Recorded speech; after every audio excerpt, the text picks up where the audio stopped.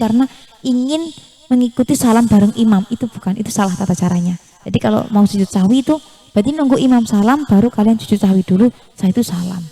Pokoknya kalian nggak ikut salam ya ketika imam salam, tapi langsung sujud sahwi, baru setelah sujud sahwi baru kalian salam itu.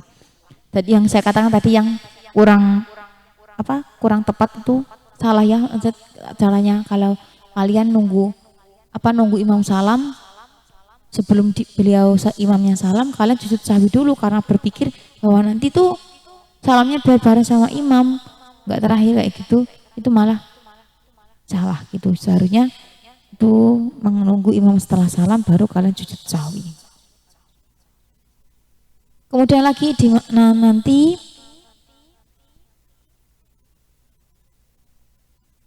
misal contoh lagi tuh ketika nanti imam tuh lupa nggak melaksanakan tasyahud awal.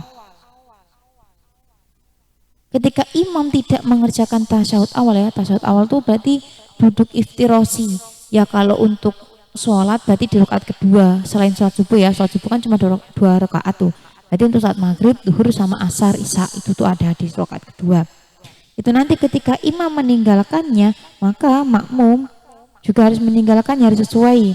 Tapi ketika imam tidak melakukannya ya, maksudnya tidak melakukan karena ketika imam melakukannya, maka bagi makmum boleh meninggalkannya gitu. Ini ada 2 kemungkinan gini. Misal tuh yang pertama, nanti adanya makmum itu meninggalkan karena lupa. Ya, karena lupa kemudian sebelum berdiri dia ingat, maka wajib bagi makmum untuk kembali duduk untuk melakukan tasyahud bersama imam. Bila tidak kembali maka sholatnya batal. Jadi misal tuh tasyahud awal di saat rakaat kedua itu imam melaksanakannya, tapi kalian lupa enggak melakukannya. Kemudian udah berdiri tegap, tuh imam masih duduk tasyahud awal, kalian seharusnya gimana? Langsung duduk kembali ngikuti imam gitu. Tapi kalau kalian nanti tidak kembali mengikuti imam, sholatnya batal gitu. Sholatnya ya yang batal, bukan wudhunya. Jadi maksudnya sholatnya yang batal, otomatis kalian harus mengulang sholatnya dari awal, bukan wudhunya. Kalau wudhunya tetap masih, berarti masih punya wudhu, hukumnya kalian masih suci, masih punya wudhu, tinggal sholatnya aja yang perlu diperbarui, bukan wudhunya. Karena kalau sholatnya batal, belum tentu wudhunya batal. Tapi kalau wudhunya batal, pasti sholatnya juga tidak sah. Untuk kemungkinan yang kedua, bila nanti makmum dalam meninggalkan tasyahud awal dengan sengaja, maka sholatnya tidak batal. Akan tetapi disunahkan baginya kembali duduk untuk melakukan tasyahud bersama imam. Itu. Jadi kalau dia itu meninggalkannya karena lupa, itu nanti dan posisi imam itu masih tasyahud awal, maka dia hendaknya untuk kembali agar sholatnya tidak batal. Tapi kalau dia tidak melakukan tasyahud awal ini karena sengaja, emang diniatkan, alah sunnah kok gitu. Misal kalian berpikir seperti itu nanti hukum sholatnya tidak batal, tapi tetap disunahkan untuk kembali duduk mengikuti gerakan imam gitu ya.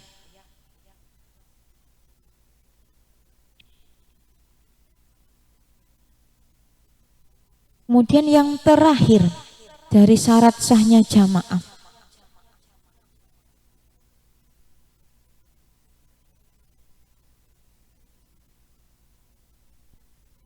yang terakhir dari syarat sahnya jamaah yaitu ketika nanti makmum tidak boleh mengikuti atau tidak boleh berimaman kepada orang yang wajib mengulang sholatnya ya.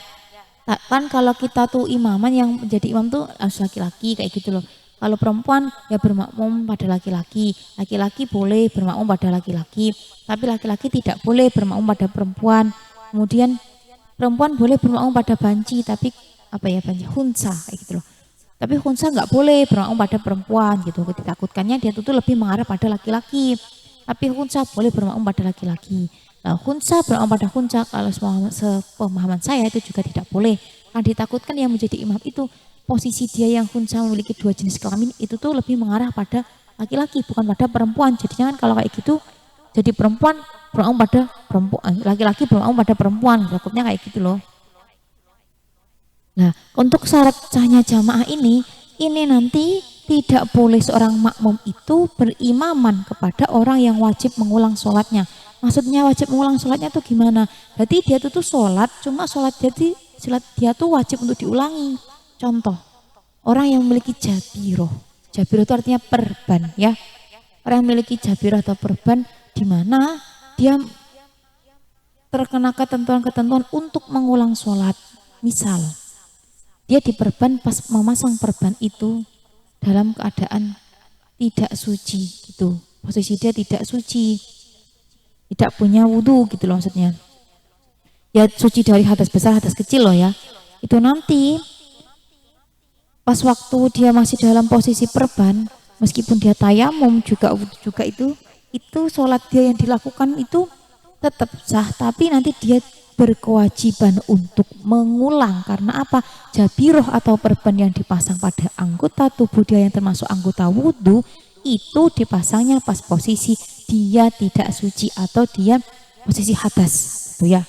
Tapi kalau posisi perban itu dipasang pas dia dalam keadaan suci, baik dari hadas besar atau hadas kecil, intinya dia sedang suci, tidak haid ataupun nifas, dan dia punya wudhu kalau untuk perempuan ya, itu nanti sholat yang dilakukan dalam posisi dia memakai jabiroh, otomatis kan posisi dia juga pakai wudhu dan tayamum ya. Di mana anggota itu tergantung nanti posisinya di mana jabirohnya. Itu nanti sholat dia tidak wajib mengulang. Nah ini yang dimaksud. Jadi kalau misal tuh makmum, misal ada seorang anak sama seorang ibu, itu anaknya udah balik sih, dia makmum sama ibunya, di mana ibunya tuh sakit, posisi sakitnya tuh diperban, dan pas waktu dipasang perban atau jabiro waktu itu si ibu keadaannya dia tidak sedang suci dari hadas, jadi posisinya dia nggak punya wudhu meskipun dia nggak mengalami haid ataupun nifas kayak gitu. Itu nanti sholatnya si ibu kan wajib untuk diulang, maka hukumnya si anak ini yang bermakmum pada ibunya ini tidak boleh sholat jamaahnya tidak sah. Tuh. Ini untuk syarat yang terakhir ya. Tuh contoh lagi tuh kayak gini, sholat lihurmatil waktu. Lihurmatil waktu itu berarti menghormati waktu sholat, seperti sholat di kendaraan. Nah, misal tuh mau pas posisi sholatnya di kendaraan gimana ya, sholat duduk kayak posisi di kendaraan lah. Itu misal posisinya sholat di kendaraan kalian tuh lihurmatil waktu, karena ada beberapa catatan. Misal salah satunya tuh kayak enggak posisi tempat gitu loh, tempat pakaian itu nggak mendukung untuk sholat gitu. Terus juga nggak menghadap kiblat, ini kendaraan ya, kalau menunggu menghadap kiblat lama, waktu sholat keburu habis, lah sholat kamu kan dihormatil waktu. Itu nanti kan berarti kamu ketika sudah selesai safar atau perjalanannya kamu dalam sebuah kendaraan ini, nanti kamu kan berkewajiban untuk mengulang sholat yang kamu kerjakan di kendaraan kan, karena sholatnya kamu tuh sholat yang hormatil waktu.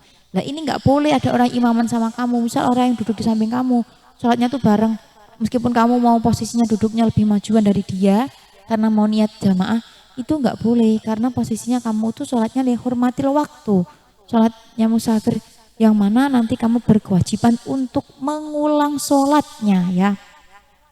Jadi yang diperbolehkan itu makmuman sama orang yang sama-sama sholat real gitu, maksudnya saya katakan sholat real itu sholat yang enggak ada kewajiban untuk mengulang kembali sholatnya gitu. Itu yang untuk syaratnya sholat jamaah, syarat sah sholat jamaah. Kalau kemarin kan saya menerangkan tuh hanya sekilas, dari sekarang lebih saya perjelas gitu. Setelah itu saya lanjutkan, karena kita sudah selesai membahas tentang sholat jamaah, kita lanjutkan kepada sholatul musafir, sholatnya orang yang bepergian.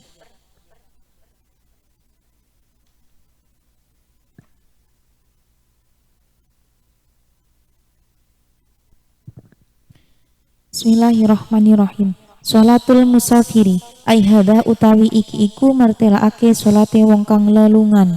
Sin soal kaifa halih kaya apa yusolli sholat sopo al musafiru wong kang lelungan.